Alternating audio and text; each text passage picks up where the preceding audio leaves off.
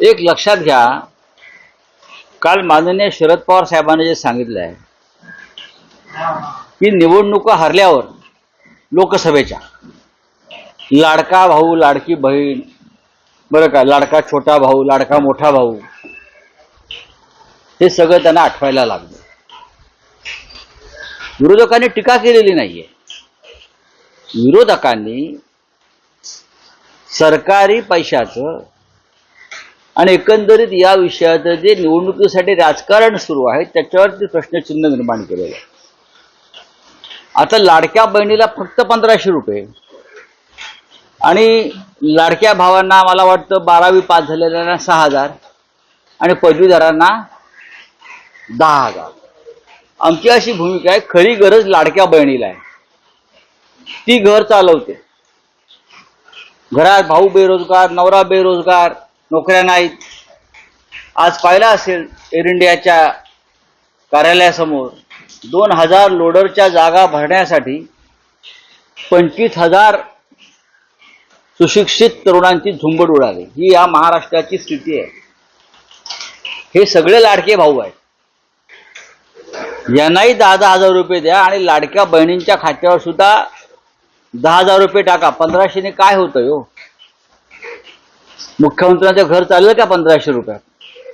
तर मुख्यमंत्र्यांच्या घरातली लाडकी बहीण, लाडकी सून, यांचं घर 1500 रुपयात 6000 चालू शकतं का? आमची अशी भूमिका आहे की लाडक्या बहिणीवरती अन्याय कशा करता करताय. लाडक्या बहिणीलाही 10,000 रुपये द्या, लाडक्या भावालाही 10,000 रुपये द्या आणि स्त्री पुरुष समानता हे तुम्ही या महाराष्ट्रात दाखवून द्या. हीच आमची भूमिका आहे.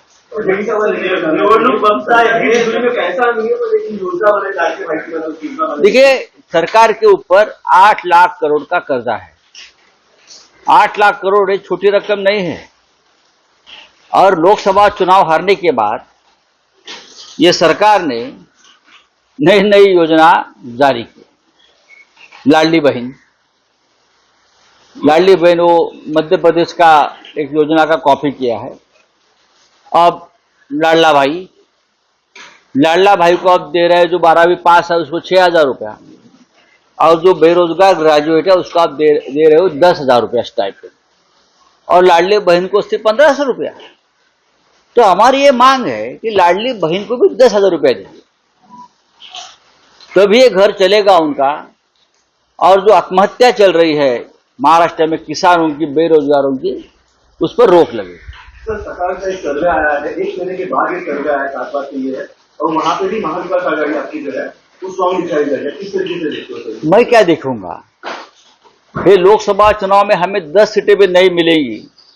ये महायुति के लोग बोल रहे थे. हमने 31 सीटें जीती है, 4 सीटें बहुत ही कम मार्जिन से हम हारे हैं.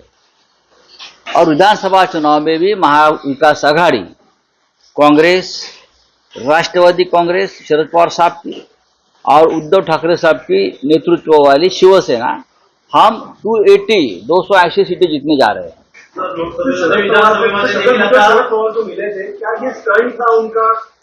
आप देखिए, छगन भुजबल साहब बहुत बड़े कलाकार हैं.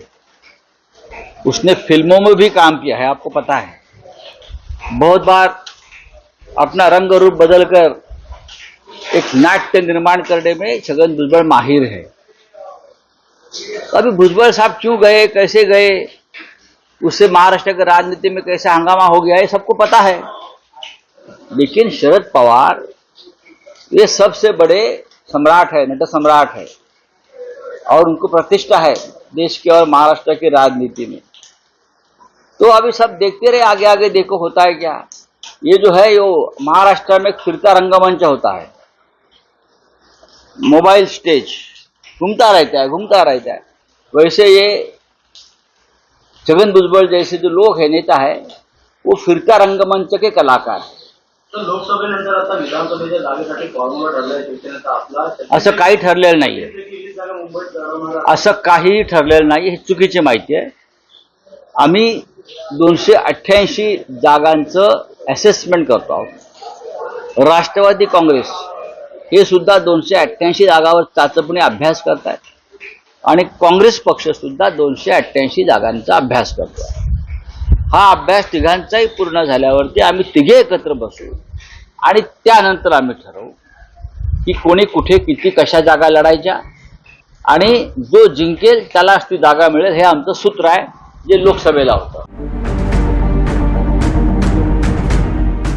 CEN न्यूज देश प्रदेश की ताजा तरीन खबरों के लिए CEN न्यूज को सब्सक्राइब करें और रहें पल पल की खबर से हर पल बाखबर.